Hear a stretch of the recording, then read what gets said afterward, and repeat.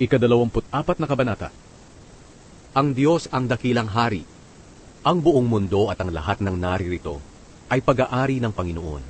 Itinayo niya ang pundasyon ng mundo sa kailaliman ng dagat. Sino ang karapat-dapat umakyat sa bundok ng Panginoon? At sino ang maaaring tumungtong sa kanyang banal na templo?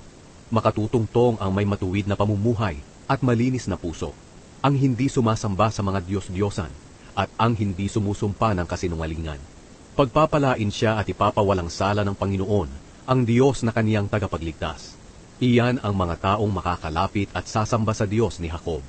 Buksan ninyo ng maluwang ang mga lumang pintuan ng templo, upang makapasok ang Haring Makapangyarihan.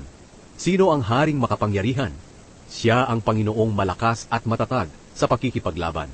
Buksan ninyo ng maluwang ang mga lumang pintuan ng templo, upang makapasok ang Haring Makapangyarihan. Sino ang Haring Makapangyarihan? Siya ang Panginoon na pinuno ng hukbo ng kalangitan. Tunay nga siyang Haring Makapangyarihan.